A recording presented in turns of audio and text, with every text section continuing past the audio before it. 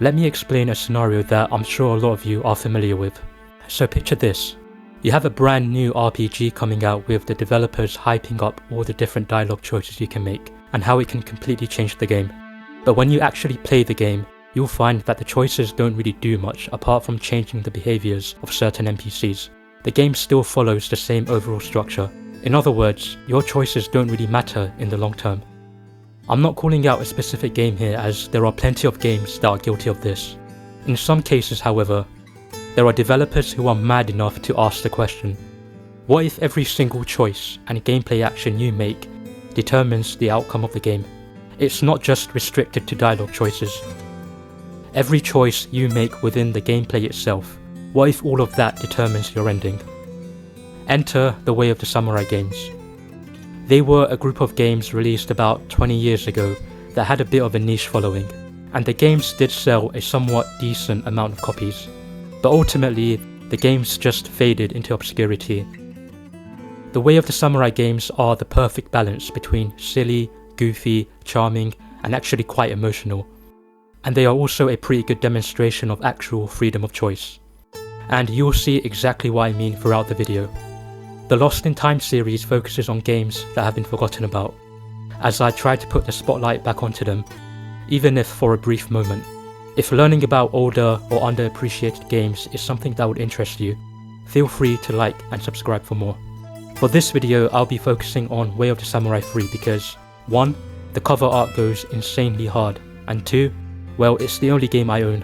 But let's get into it. This is Way of the Samurai, Lost in Time.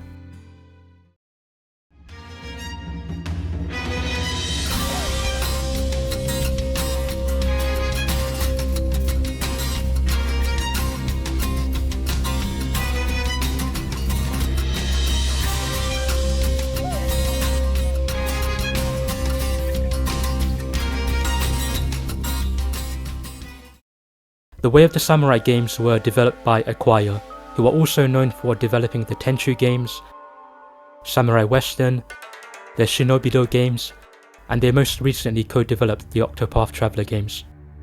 They're also currently working on the 4-player stealth co-op game Yako Shinobi Ops, so it's nice to see that they're still going strong. But focusing on Way of the Samurai 3 in particular, it was released in 2008 for Japan and 2009 for the West. So it's almost 20 years old at this point. It definitely does look 20 years old. In fact, I would say it looks below the standard of what a 2008 game should look like. But for me personally, I don't care too much about graphics, especially from older games, because I'm looking at them from a more retrospective point of view. I'm not judging them by today's gaming standards, so while I will make a comment on the graphics, what matters to me more is how the game plays and how the game feels, and whether any of those elements still hold up. But before I really get into that, let me quickly go over the story. Way of the Samurai 3 takes place during the Sengoku period. You have the current ruler of the land, Fujimori Shuzen, who has risen from the ranks by overthrowing the previous ruler, Sakurai. Shuzen is focused on absolute strength. He wants to make the land, named Amana, stronger than ever, in order to protect himself against any opposing forces, such as Nobunaga Oda. He wants to make his soldiers stronger, and he does so by imposing a heavy tax on the village workers. They are subjected to heavy labour for hours on end. These practices have led to general unrest throughout the land of Amana. Naturally, you have other clans and factions who aren't a fan of Shuzen being the ruler. There are opposing clans such as the Orca clan, who are remnants of the Sakurai clan, the previous regime, but we'll get to them later. For now, the game begins. You play as a nameless samurai that took part in the war, and you can actually customize them yourself. While the customization options aren't deep by any means, it's still nice to personalize the protagonist to your liking. You can change his face, his outfit, and you can also unlock more options later on. From there you can then start the game. You begin by travelling through a war-torn battlefield, suffering with a few injuries from the war, where you come across 2 fishermen. Now let me pause for a second. Do you see that red icon on the bottom left? That button lets you unsheath your sword. You can unsheath your sword at any point during a cutscene, completely changing the trajectory of the game. I did let my intrusive thoughts win at first, But then I decided I wanted my first playthrough to be by the books.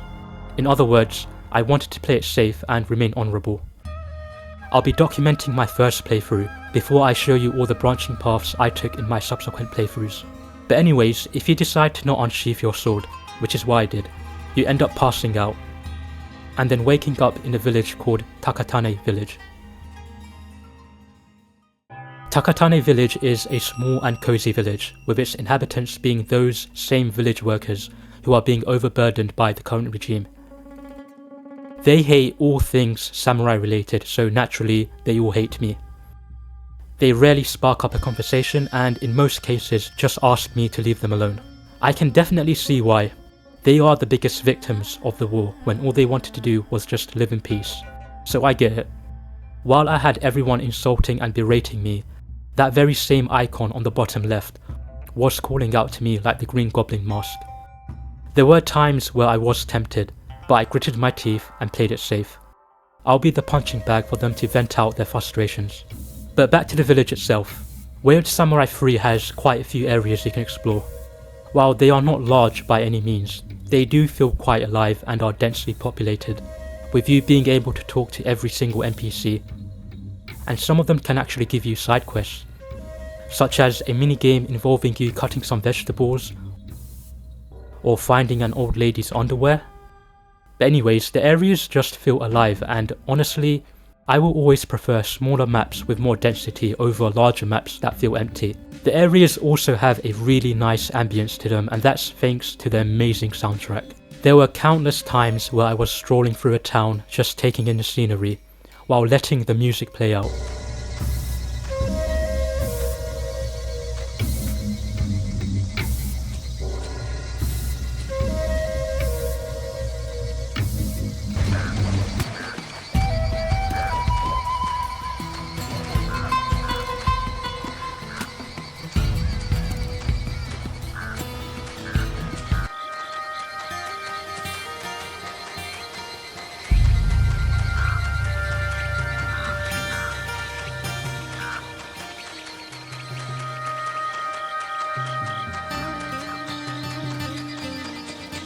The soundtrack is a major reason why I love this game. It takes the traditional Japanese music and fuses it with other musical cultures. Also, fun fact, the composer of the Way of the Samurai games, Noriroki Asakura, is also the composer for Rurouni Kenshin, so that was pretty cool to discover. But let's get back to my playthrough. Way of the Samurai 3 takes place over a 6-day period and there is no set objective. You're encouraged to play and explore at your own pace, coming across story events along the way. You're essentially just role-playing as a samurai during this specific time period. While the map does give you hints on where you can activate story events to progress the game, I prefer to come across these events naturally by myself, so I didn't check the map that often. The game has a day and night cycle where 1 minute in-game is equivalent to 1 second in real life. The civilians have their own routines and aren't usually present during the night. So I spent my time during the day exploring and talking to everyone. Eventually I came across some merchants being threatened by some bandits. At first I decided to let the conversation play out, but it was heading in a direction I didn't like. If I didn't do something, those merchants would be killed and robbed. So for the first time in my playthrough, I unsheathed my sword during a cutscene and got to work.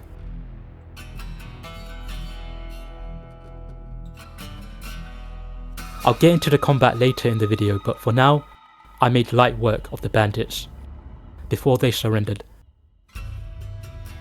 I was still given the option to unsheath my sword and kill them once and for all, but I let it play out.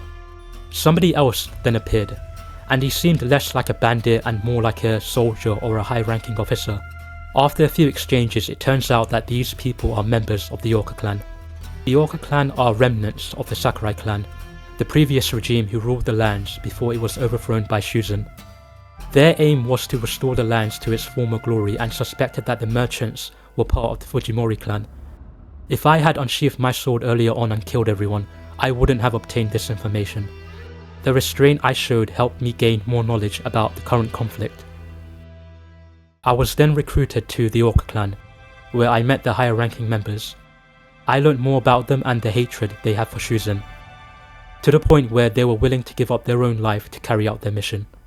I then decided to establish myself by doing a few odd jobs for the clan, such as threatening people who were speaking ill of the clan. It didn't really seem that honourable, but I'll keep going for now. I then explored the areas even more where I did further jobs for the townfolk. When I then encountered the Fujimori clan led by Shuzen, they asked if I wanted to join, and naturally I declined. And so I continued my journey, where I then came across an exchange between two people, and one of them seemed familiar. That girl there is the same girl I met in the beginning that told me to leave the village. But what I found strange was that she was referred to as a highness, indicating that she's not actually a villager but a person of royalty. I learned all about this by simply exploring at my own leisure, which I found to be pretty cool. Maybe this information could help me in my next playthrough, but anyways, I asked her for more info and she told me to fuck off. After doing a few more jobs for the Yorker clan, we then had a party, where I then noticed a bit of dissent between the lieutenants and the leader. The lieutenants weren't a fan of the clan being too focused on stealing from peddlers and getting drunk, and not achieving their objective, and honestly, I agree. During my time here, all I've been hearing about is how badly they want to take down Shuzen. Yet, there has been zero action. They're just stealing food and partying, all under the guise of wanting to restore honour to the lands. I kept my thoughts to myself, however, and continued to carry out my jobs. On my way to carry out one of them, I came across this bandit wreaking havoc to a town, so naturally I tried to stop him. He wasn't having any of that, however, so we broke out into a fight. And I killed him. I completed the job and returned to the clan stronghold when, all of a sudden, the members of the Yorker clan wanted to kill me.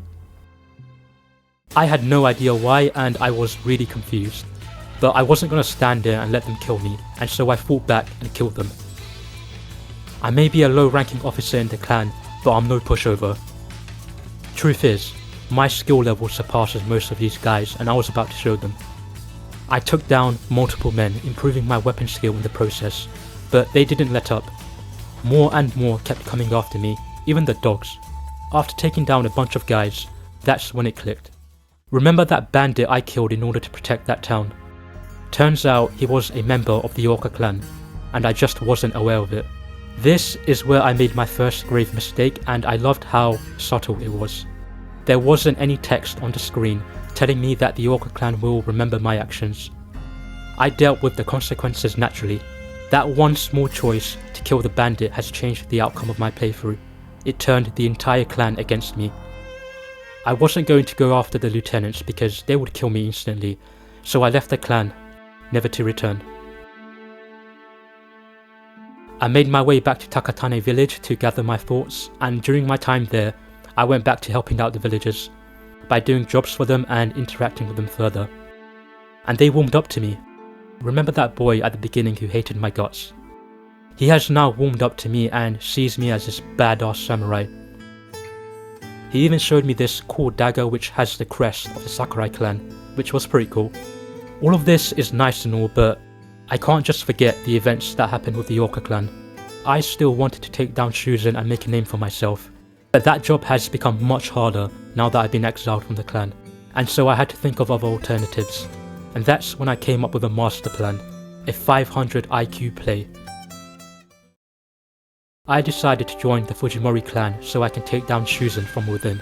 But they weren't going to recruit any random samurai, so I had to prove myself. I meet a familiar face. That same person who was talking to Ose, the girl from the village. Turns out he is a high-ranking officer of the Fujimori clan, and so the recruitment process took place. All the recruits had to face each other in the battle royale, and the last man standing would join the clan. Pretty hardcore, but I'm also hardcore. I went up against all of them with my trusted weapon, dodging and weaving, doing my combos. Bodies were dropping like flies when it was just me and one other person left, and I dealt with them swiftly. I was then recruited to the Fujimori clan. One small touch I love is how they remember the fact that I was a part of the Yorker clan, who are enemies of the Fujimori, so my reputation was down in the dumps. It was way too early for me to meet Shuzen. You literally can't meet him yet, so I had to once again build myself back up by doing jobs for them. The first job involved taking down a thief. An honourable job that gives a first good impression of the clan if I'm being honest. Especially compared to the Yorker clan where my first job involved threatening somebody for talking shit about the clan. But anyways, I made my way to the thief when the game told me to use my blunt attacks to not kill him. This was the first time I came across this mechanic. So it turns out you can switch to the blunt side of your weapon, allowing you to just knock out an opponent instead of killing them. I just wish I'd known that when facing that bandit I killed. Maybe I could have knocked him out and made him apologise to the townfolk. But this isn't the time to reflect on my actions. I made my choice and I have to deal with the consequences. A few days go by and word of Nobunaga's imminent invasion spread to Shuzen, who begins preparing for battle. So I make my way to Amana Castle when all of a sudden, I was stopped by the guards. For some reason, they didn't let me through. And that's because my rank was too low to be considered for the upcoming battle. They see me as nothing but low-ranking trash. As a result, I no longer have access to the castle, and I have been locked out of this specific route. My one shot at killing Shuzen has gone up in flames. I burned my bridges with the Yorker clan, so that option isn't viable anymore. I checked the map, and there are no more story events for me to come across. I failed my objective. The game takes place over a 6-day period, and during those 6 days, I spent too much time doing random jobs for the common folk. Taking in the scenery, talking to everyone, and by doing that I failed to establish myself with either clan. Carrying out those objectives felt good, but I was losing sight of myself and my objective. I needed to kill Shuzen, so why was I out there cutting vegetables?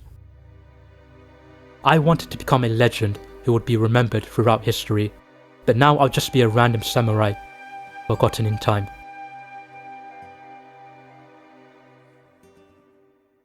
At least, that's what I thought. I find it strange how the person who hated me the most at the beginning has now become my only friend. Kota, who is the name of the kid, still believed in me. As I think back to all the moments he spoke to me, talking about how much of a badass I was. He suggested I force my way into Shuzen's castle, giving him no choice but to fight me. It's a suicide mission as I'll be going there alone, but Kota's cheering for me, so I have to live up to his expectation of me, right? This is my final chance to become a legend. And if I'm going down, I'm taking everyone down with me. So I upgraded my trusted katana to its maximum strength and durability, and then I began my one-man raid into Shuzen's castle.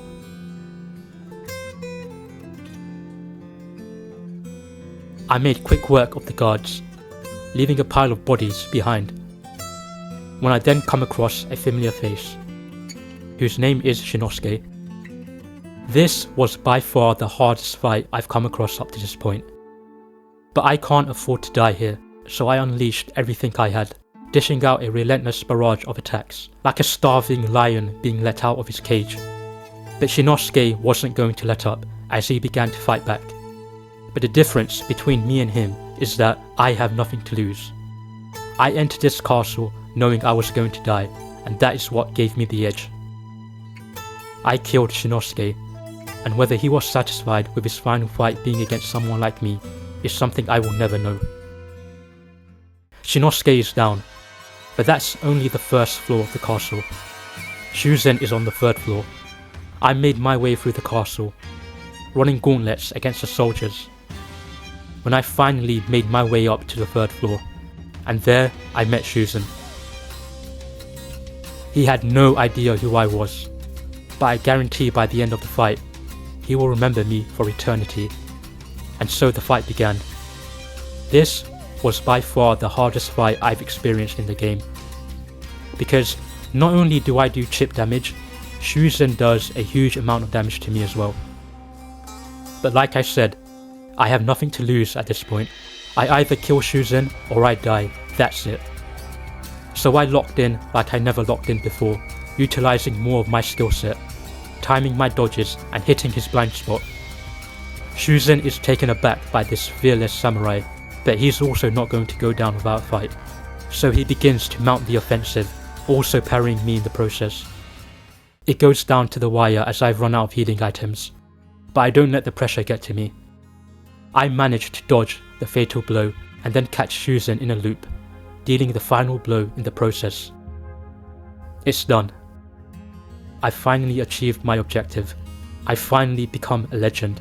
I managed to kill Shuzen, and I did so by raiding the castle all on my own.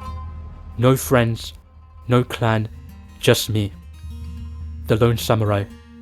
And from there, the game ends.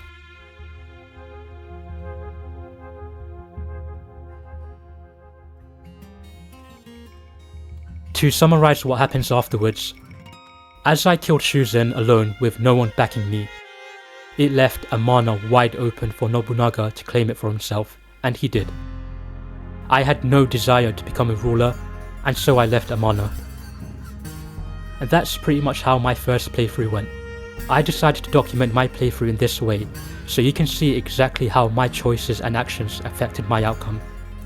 I loved how subtle the changes were, because it makes every single thing you do count. The smallest action can set you on a completely different path, and not only that, since the game takes place in a 6-day period, you have to decide what you want to do, and you have to make it count.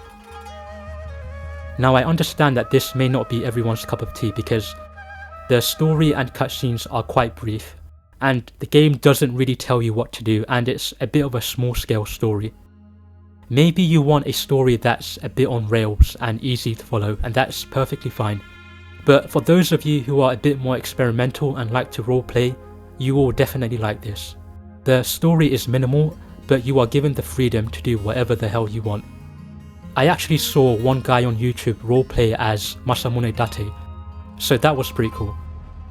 Now before I move on to my other playthroughs, I want to go over the combat and mechanics. You've got the usual controls you would come to expect, such as your light attacks, strong attacks, blocks, and dodges. You can parry in this game, which can sometimes be a bit finicky.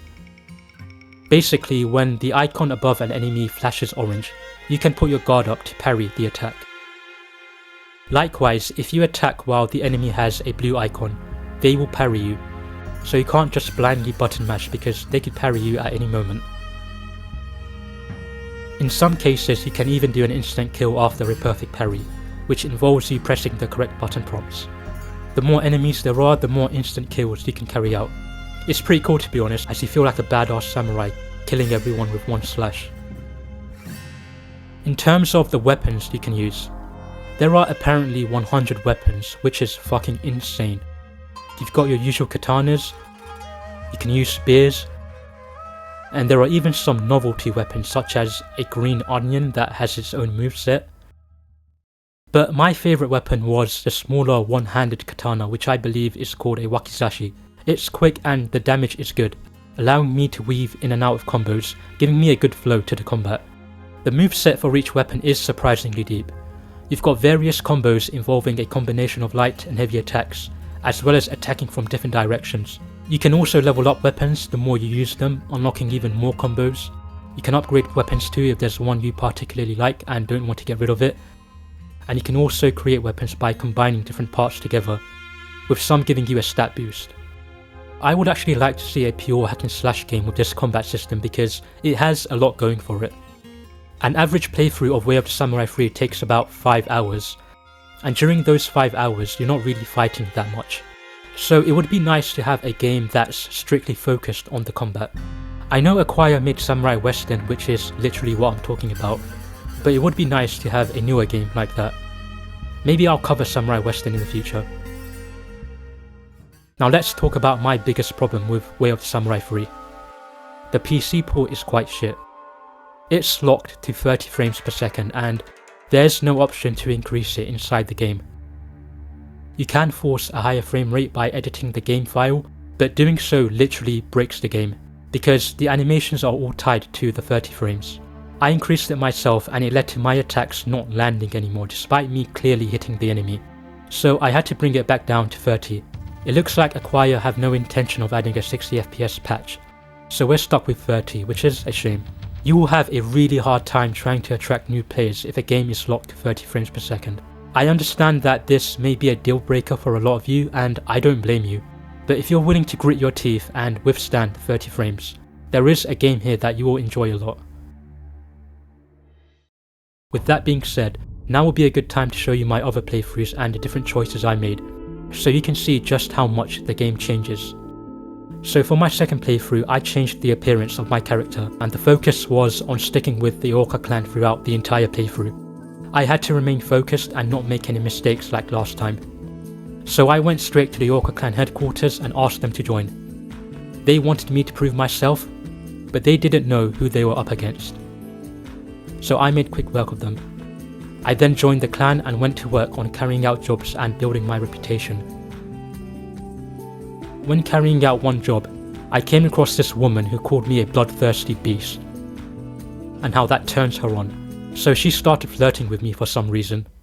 I'm assuming this path is for another ending, but I remain focused on the task at hand and continue to carry out my jobs. I came across Shinosuke at one point who was sounding a bit cryptic. My theory is that he joined the Fujimori clan to take down Shuzin from within, like the plan I had on my first playthrough. A few days go by and I came across Shinosuke yet again, where he had an interaction with Yuma, who bears a hatred for him for betraying the Sakurai clan. They fight and Shinosuke makes quick work of Yuma. Yuma swears to kill Shinosuke one day for his betrayal. Once the interaction is over, Shinosuke asks me what I intended to do. Something tells me this is a major decision. I didn't want to kill him right then and there, so I told him that I'm on his side. I wanted to find out what his true motives were. A party took place within the Orca clan, again, and then another party took place. I'll be honest, it's very difficult to stay on their side. I just don't like them. The leader Genjiro then has a chat with me about how he is willing to discard his morals to achieve what he wants in life, whether it's stealing or killing, and he thinks that we're both similar, in which I said that we are not, because I'm not here to party and get drunk like him, and that pissed him off, which is a win in my book. A few days go by and the news of Nobunaga's invasion has spread. Basically, this part of the game is the point of no return. I am locked into this route now. I was staying in Takatane village during this event, where a cutscene occurred between Ose and the old man. She wanted to help Castle Minori, the stronghold of the Orca clan, in order to protect Yuma. I'm guessing they know each other, so I told her that I will get Yuma out of the castle. I make my way to Castle Minori where they were being invaded by the Fujimori clan. I do my part by taking out numerous soldiers, utilizing my skill set. There's so many of them, but I remain calm. I head further into the castle where I come across Genjiro, who is looking to flee, revealing himself to be the coward I always knew he was. I let him leave as I have bigger things to worry about. I then came across Shinosuke, who, if you remember, is a part of the Fujimori clan. He had no intention of fighting me, however, so he left me and told me where Yuma was. I entered the castle and met Yuma and some soldiers who have been overwhelmed by the enemy. It's clear that the Fujimori clan are just way too powerful and there's no way the Orca clan will survive if they continue to fight. So I suggested that Yuma makes a run for it as there is no need to die a pointless death. Yuma has people relying on him, such as Ose, so he needs to live. Leave the suicide missions for me. Naturally, Yuma didn't take too kindly to my advice and so he wanted to fight me. The situation I'm in is different compared to the other fights, as I have no intention of killing Yuma. He wasn't thinking straight, so I had to set him right. We began to fight as I showed Yuma just how large the skill gap is between the two of us. He was much easier than the other high-ranking enemies. Towards the end of the fight, I switched to the blunt side of my weapon because I didn't want to kill him. I find it crazy how that one decision could potentially change the outcome of my ending. I have no idea what would have happened if I had killed Yuma, but I take him down and knock him back into his senses as he realizes that it's better to live to fight another day, and so we escape. I head back to Takatane village to check up on Ose as I had kept my promise to protect Yuma, when a shocking revelation occurred. If you remember during my first playthrough where Kota showed me a dagger, the crest of that dagger belongs to the Sakurai clan. An informant of the village oversaw this interaction and informed Shuzen, who sent a bunch of soldiers here to arrest the Sakurai heir and execute them, preventing any possible uprising in the future. By this point, I had already figured out that Ose was the heir to the Sakurai clan, and she was about to be arrested. I could offer to take her place instead, but it was time for another 500 IQ plan.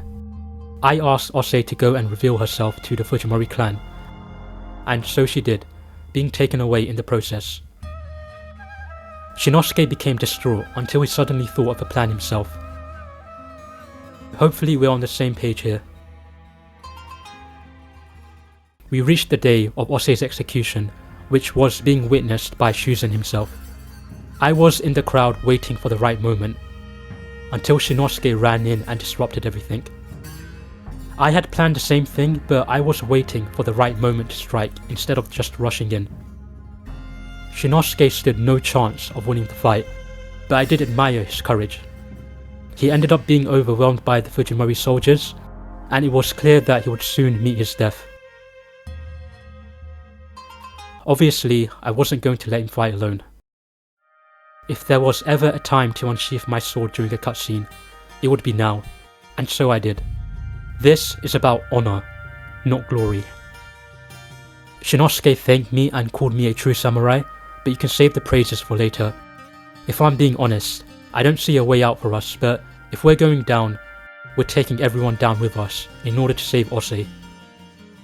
So me and Shinosuke began fighting. This was by far the longest fight I ever took part in. There was just a constant swarm of bodies heading my way as I had to remain focused, unleashing everything I had at my disposal. I got into a flow state, almost like I was dancing in the battlefield, taking down one body after another. But unfortunately, the numbers were just too great. Me and Shinosuke were worn down by the battle. We are human after all. And it looks like our fate has been sealed. Until Shinosuke spoke up. He admired the fighting prowess I displayed and requested that I join him. And by doing so, I would be spared while Shinosuke and Ose would be killed. You know, it's funny. My first playthrough had me focused on killing Shuzen at all costs. Killing as many people as I needed to with zero remorse. Making enemies out of entire clans. I did not care about anyone or anything. You could argue that I was no different than Shuzen. My second playthrough, however, has me trying my hardest to keep everyone alive, even those that didn't deserve it. I used my blade to protect people. I was a true samurai according to Shinosuke, so why would I go against my morals now? Again, it was about honor, not glory. I told Shuzen to take his offer and shove it. And so me and Shinosuke made our last stand. But at least we're staying true to ourselves until the very end. Is it selfish? Absolutely. Ose is still most likely going to be executed, and the plan I had was pretty much a failure. But both her and Shinosuke will know that I stuck by their side until the very end. I didn't abandon them. I wanted them to know that they weren't alone, and I'm hoping that provides some sort of comfort. And so my second playthrough ends in death.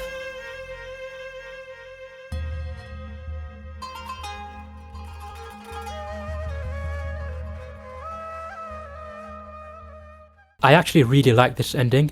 Yes, it's a really dark and depressing ending, because we all end up dying. And you can argue it's my fault that we're in this position. Or you can argue that it was Shinosuke's fault for being too rash. But humans make mistakes. I tried to do what I thought was best. My intentions were good, but not everyone gets to be a hero. A lot of people fail, and it makes you wonder just how many other people have failed throughout history, being completely forgotten by time. You can see how this playthrough felt like an entirely different game compared to my first playthrough. That was due to me coming across different story events at different times, choosing different dialogue options. Every single thing matters. Even the tone of this playthrough felt so much more different. But moving on, I'm going to show you guys one final playthrough because I don't want to be here all day. Do you remember that woman who called me a bloodthirsty beast and started flirting with me? For this playthrough I wanted to see what her deal was, so I tried to seek her out again, and I did. She mentions how I'm similar to Shuzin, so from that statement I can assume that I'll need to join the Fujimori clan to get closer to her, so I did. So now I'm a part of the Fujimori clan again. I assumed for this playthrough that I needed to activate all the events that took place in this area. So I first began increasing my reputation by doing jobs for the clan. After completing enough jobs, I was then granted an audience with Shuzin, who wanted to see what the deal was with this rising star. He tried to establish his authority during the meeting, but I didn't like his tone, so I drew my sword at him.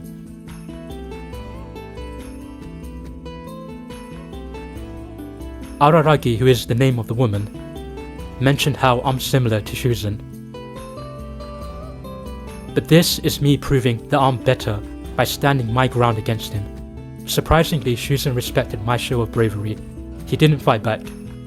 I left him alone because I felt it was important to keep him alive for now.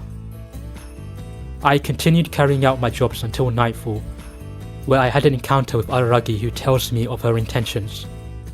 She is from a noble lineage, so she feels it's necessary to bear her child with the strongest ruler of the land in order to preserve her bloodline. I understand the game plan here, but why are you telling me all of this? I then reached the next day, where I was exploring the area for a bit before deciding to carry out my jobs, when something really strange happened. I spoke to the job broker and my reputation has shot right back down because I apparently attacked a Fujimori soldier. I'm guessing a stray sword attack managed to catch the soldier while I was fighting somebody else.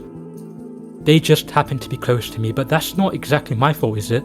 But anyways, I was offered a chance at redemption. And by redemption I mean being given a damn suicide mission. I had to go and kill 100 Orca clan soldiers who were closing in on a group of Fujimori soldiers. In other words, I'm the sacrificial lamb. They're sending me out on this job knowing full well I'm going to die. They want me to die, but here's the problem. They have no idea who they're dealing with. They have no idea who I am. I went to the location of the job with a sense of calm, and I got to work. Dancing through the battlefield, dropping bodies one after the other. I was dropping them faster than the reinforcements could arrive. I was back in my element. This is who I am.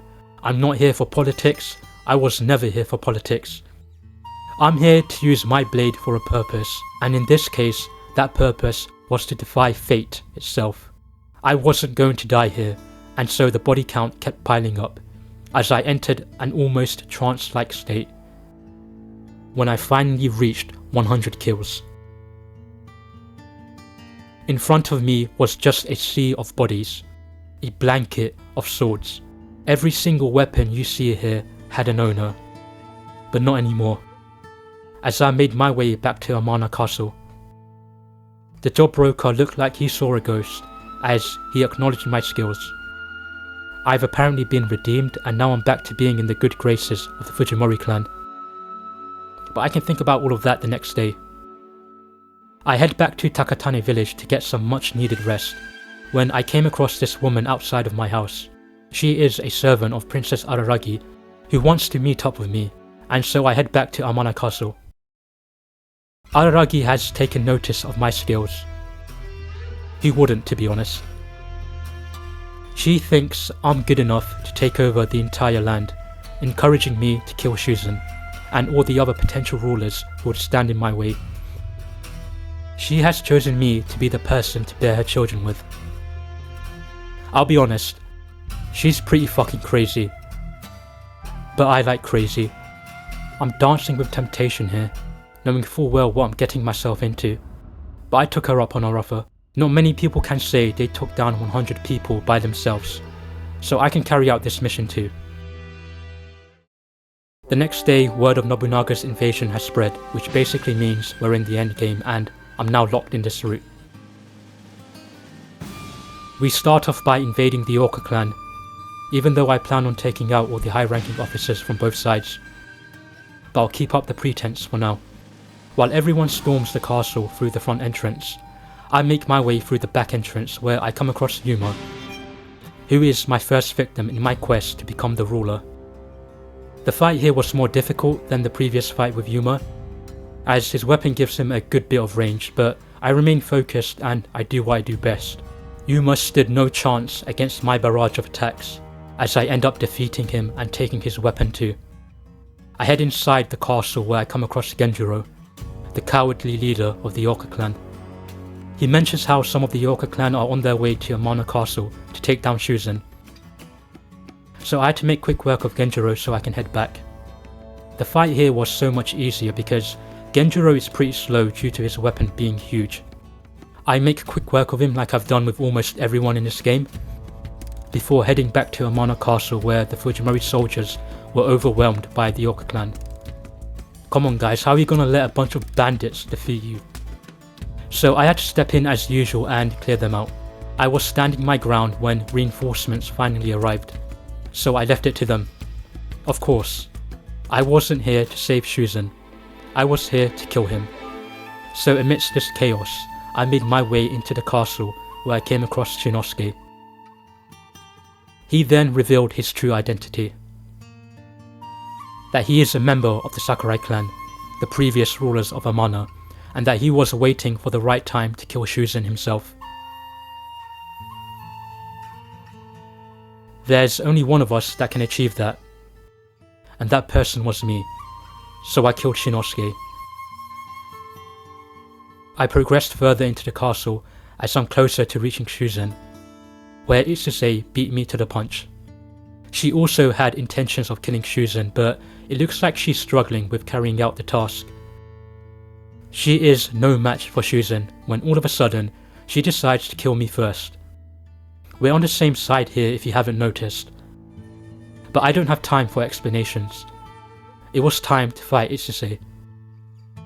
This fight was actually pretty tough as she uses the same weapon type as me, the Wakizashi. I was caught in a whirlwind of attacks as she almost damn near killed me. But you know the drill by now. Keep your distance, find an opening and punish. And that's exactly what I did. The momentum started to shift in my favour as I had the answer to all of her attacks. Eventually, Itsuse fell to my blade.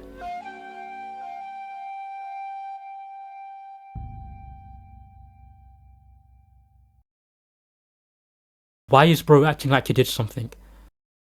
Araragi then appears to check on Shuzen, as he mentions that he's ready to lead the charge against Nobunaga, and he needs my help. As Shuzen is heading out, Araragi mentions that this is the perfect chance to take him out. I'm aware that I'm just Araragi's puppet, but I've already given in to temptation at this point.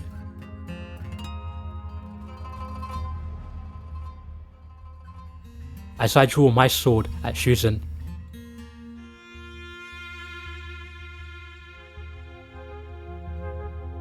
It was time to fight him again. He starts off strongly, catching me with all types of attacks, taking off chunks of my health. I wasn't prepared for the immediate onslaught, as I just kept eating their attacks. But what defines a true warrior is how they respond when their back is against the wall. I didn't let myself get overwhelmed, as I fought back and focused on breaking his guard, giving me an opening to attack. The tide has now turned in my favour, as Shuzen was now the one being overwhelmed. I chip away at his health where he gets a second win for some reason. If he's going down, he's going down swinging. I respect that, but ultimately I proved to be too much. Shuzen fell to my sword yet again, as I proved myself to be the strongest in all of Amana.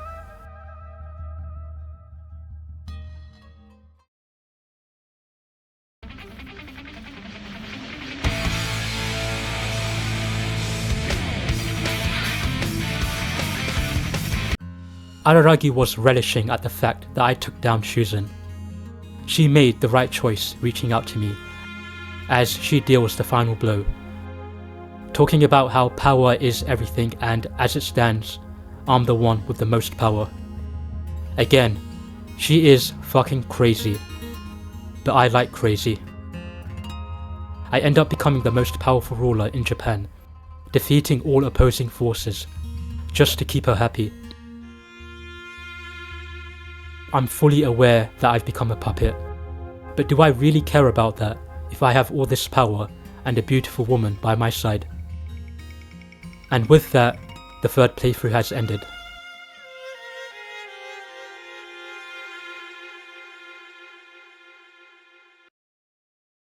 So I've shown you my 3 different playthroughs of Way of the Samurai 3, and you can see just how different they all were. They all had an entirely different story, with the tone of each playthrough being completely different too. You want to know the craziest part about all of this? I haven't even begun to scratch the surface. There are 22 endings in this game, all with their own outcomes. An average playthrough takes about 3 to 5 hours, so you can pretty much guess how long it will take to complete every single ending. I can't even begin to think about how many more of your actions can completely change the game. And it's not often I feel like that when playing a game with a focus on choices and actions. A lot of games have the illusion of choice, but that's not the case with Way of the Samurai. You all saw for yourself how it's not just restricted to dialogue choices. The actions I took during the gameplay put me in a completely different route, and I like that a lot. It really does feel like a choose your own adventure type of game, and I just wish we had more games where every single one of your choices actually counts towards determining the outcome of the story. I would really like to see a new Way of the Samurai game, as it's been 15 years since the last one. I guess in the meantime, I can check out Way of the Samurai 4 as well as 1 and 2. But yeah, if you've played these games, let me know what you think about them and which Way of the Samurai is your favourite. If you haven't played the Way of the Samurai games, I do think it's worth checking out when it goes on sale, which happens quite often. The Way of the Samurai 3 and 4 are the only ones with a PC port. But yeah, I've talked for long enough and my voice is sore now, so I'll sign it off with my catchphrase. Way of the Samurai may be games that have been lost in time. In this channel, however, it's still remembered. Thank you for watching, feel free to subscribe, I'll catch you later.